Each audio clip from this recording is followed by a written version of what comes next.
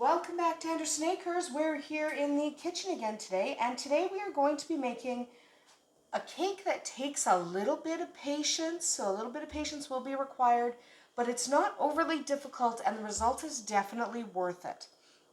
Today we are going to make a chocolate praline layer cake, or praline layer cake, depending on how you pronounce it. Both pronunciations are correct, by the way. So this is a very simple cake. It just will take you a little bit longer because we do have to build the layers. So before we can get started, we are going to have to grease our pans. Okay?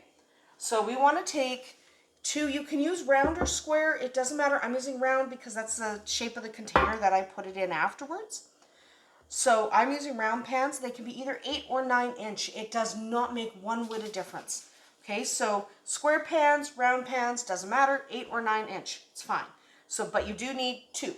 So what you're gonna do is you want to grease these in some way. You can use cake goop, or you can do flour and some butter, however you grease them. I'm using just a cooking spray. I'm just using a canola oil cooking spray. And you wanna make sure you get a really decent layer on there, just because this is actually a really sticky cake, okay? So it's really important that we prep our pans thoroughly before we get started. Now we are going to go over to the stove and we are going to get started over there because that's actually where this recipe begins. All right, so here we are at the stove. Now what you're going to want to do is you want to take a smallish saucepan. You don't need a big one. You're going to put half a cup of butter in there and set that to melting over low heat. You don't want to burn this butter. You just need to get it melted. Now, while that's melting, you're going to add a 1/4 cup of whipping cream. Okay? Just a 1/4 cup. You don't need a ton here. So 1/4 cup of whipping cream. Kind of get that word in as this melts. And we're going to add 1 cup of firmly packed brown sugar. Okay, firmly packed. Remember, when we measure brown sugar, we are typically making sure it's really well packed. So once that butter is melted and this is incorporated, we are going to get this off the heat. But we do need all this butter here to melt. So kind of stir it up a little bit. But ultimately, we need to wait for that butter to melt. Okay, and yes, that just broke. I need a new whisk, but I don't want to buy one. I'm just going to keep using this one till it does not work at all anymore. So we're heating over low heat. Do not be tempted to turn the heat up.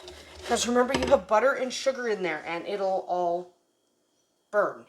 So do not turn the heat up. You're staying over low heat and you're just waiting for this butter to finish melting. You see, it's not melted. So we're just waiting for it to finish melting. That only takes a couple of minutes, but you want to make sure that brown sugar's dissolved, which is why you add it before the sugar, the butter finishes melting. And you have a little bit of whipped cream in there just for the texture. So what you're waiting for is all these little chunks of butter to finish melting. You want it relatively smooth. It'll only take a couple of minutes. So it's not like it's going to take very long. Forgive me while I get rid of the measuring cup. But it's not going to take very long, and you just need to stir on occasion. The real trick is you're just not going to turn the heat up. Okay, we are just not turning this heat up. We just want this to be nice and semi-warm. We want all that butter melted though. So you see, you can still see some chunks of butter in there. We need those all melted. Okay, so you can kind of touch it and go, that's not real warm yet. That's okay. You're just not turning up the heat. You're just waiting for all of that butter to melt and that sugar to kind of dissolve a little bit. Okay, because we do need to get this all incorporated. And I know, this keeps breaking. I don't care. Somebody always says, your whisk keeps coming apart. I know, but tough for me. I don't want to buy a new one because I don't like buying new things until the old things are not usable anymore. And it's still usable, I just took the end back on. So we're just going to wait for this we're not doing a boil or a bubble or anything like that. We're seriously just melting the butter because we don't want this to start scorching. So this will take a couple of minutes. And I will come back as soon as it's all melted. All right, so this is all melted. Looks really good. You want it thoroughly melted. Make sure you don't have any chunks of butter left in there. So search through there and make sure you don't have any unmelted butter. Okay, I don't. I have no unmelted butter. So what we're going to do is we're going to put half of this in each of these pans. Okay, half in each.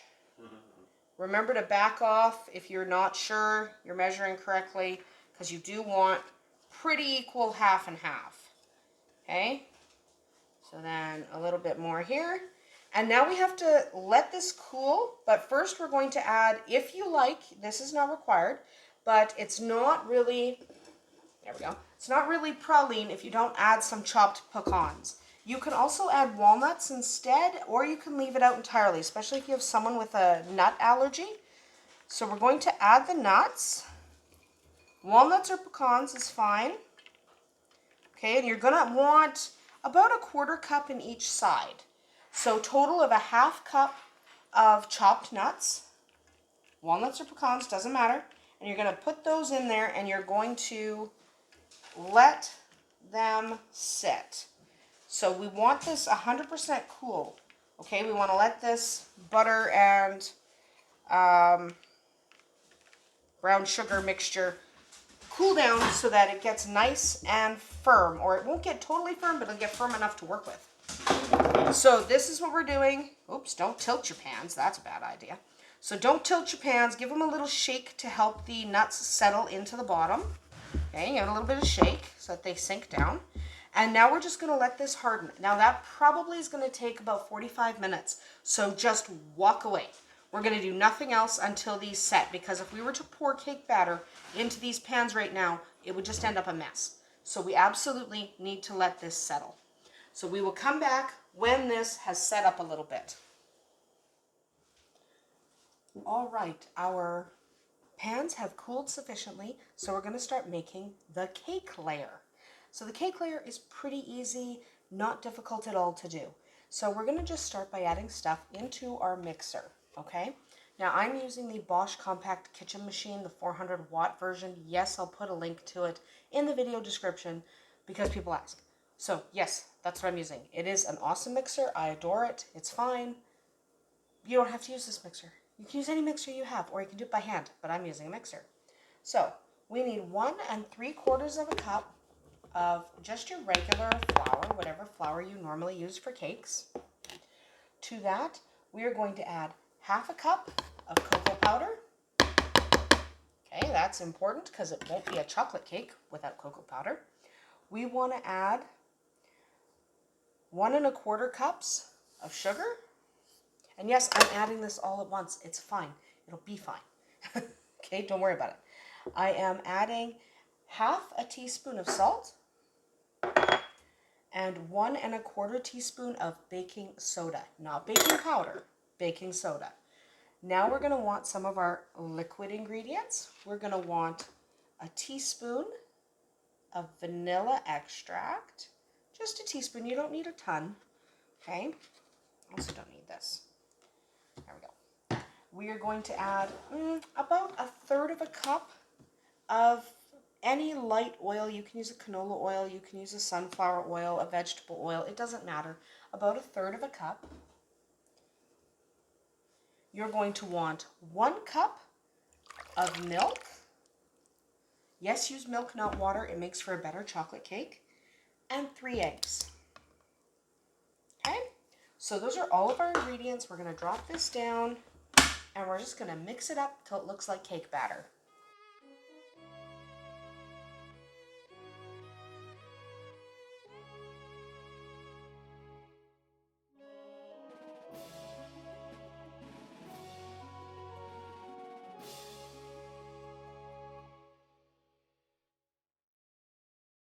And always stop and give your sides a scrape. Just because things ride up on the sides no matter what kind of mixer you're using.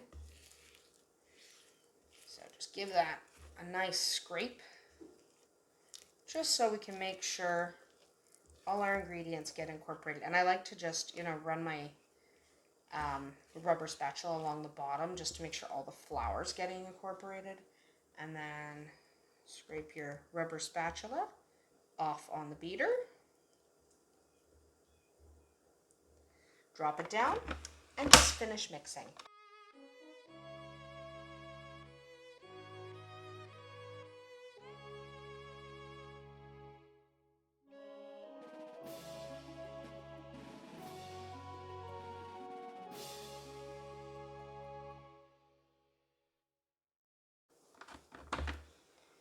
Okay.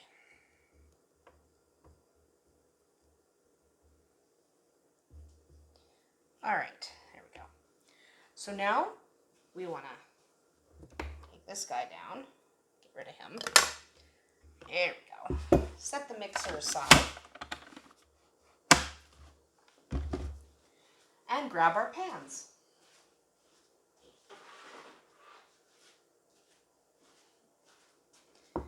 So these will not be 100% set, right? When you touch them, they'll still feel a little loose, and that's supposed to be that way. They just set enough that they don't mix with this batter when we pour it on top. Okay. There we go. So what we're going to do is half of the batter has to go on top of this one, half has to go on top of this one. But you kind of want to pour in a circular pattern because you don't want to dump it all in one spot. You want to be able to get it to flow around without mixing with that bottom layer. So if you pour it in one big dump and then you start grabbing it with your spatula and pushing it around, you're going to disturb that layer. So what we're going to do is we're going to be careful. We're going to be careful. And we're just going to go round and round and round and round and round. Give that a minute. Gently, gently, gently. Okay, we don't want to mix up our layers. Give that a minute. And then this one we got to go and go around the edges. Okay. Good, good, good.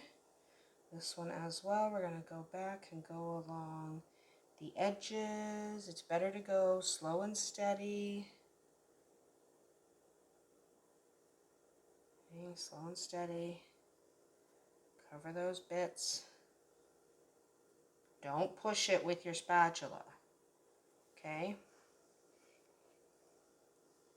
So again, I'm just going to grab this with the...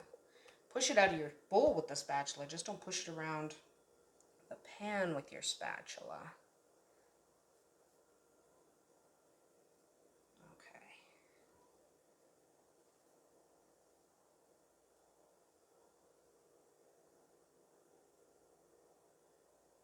There we go. You want to be careful. So that's why I'm not talking very much. I have to kind of concentrate a little bit just to make sure I don't mess this up. Okay. There we go. I think our bottom layer is pretty undisturbed, but you can see how if you were just to dump all of that on top, it would just kind of all over. So now you're going to preheat your oven to 350 degrees Fahrenheit, and you're going to bake these for about 30 minutes, give or take, depending on your oven. So when they come out of the oven, we're going to put them on a wire rack to cool without taking them out of the pans for at least 10 to 15 minutes. Remember, that bottom layer will turn kind of liquidy in the oven as it bakes, so you do need to give them time to cool in the pan. So we'll come back when they're baked and we're ready to remove them from the pans. All right, so here are our cakes. They are partially cool and have been turned out onto a cooling rack to fully cool. We can't do anything with these until they are fully cool. A little word of warning when you're baking these, sometimes that filling on the bottom overflows a little bit, so I would put an oven liner into your oven or a cookie sheet to catch any drippings. They just drip off the edge. It's not really a big deal. That's why I have an oven liner always in my oven. I recommend you do the same.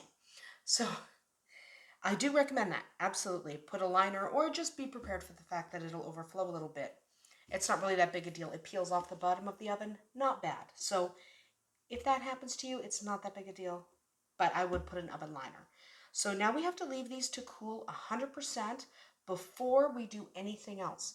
Okay, so yes, there's an assembly process to this cake, but we're not going to do it for about an hour, hour and a half until these are 100% cool. So we'll come back when we're ready. All right, our cakes have cooled and we are ready to start assembling our cake. So you want to take a cake plate, or I'm really just using a container. It's actually a Christmas container. It's not Christmas, but that's fine. So I'm just using the lid of a container flipped upside down because that actually works really well. It works really well as a cake cover. Do I actually have a cake container? Yes, of course I do, but this is the perfect size for these particular cakes. So you're going to want to put your first layer nut side up. Okay, so you want this nut layer side up. Then you're going to take whatever frosting you like. Now I'm using a vanilla whipped frosting. I'll put the link for it in the description of the video. But this is just a vanilla whipped frosting. Okay, it's delicious, and you just want a layer here, okay, because we're creating layers. So just get some whipped cream on there, some frosting. You can use any frosting you like. If you like buttercream or whatever, it doesn't matter. So if you are using a whipped cream-based frosting, remember it has to live in the fridge. Otherwise, it can live on your counter. So this will end up living in the fridge. Well, no, it won't because everyone's going to eat it, but it doesn't matter. Okay, first layer, whipped cream. We're going to take our second layer, also nut side up, and stick it on there. Now we're going to cover the entire thing in the same frosting. You could use a different frosting if you like.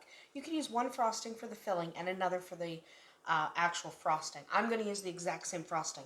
I'm not going to make you watch me do that, so we'll be back in a few minutes when I've slapped that frosting on.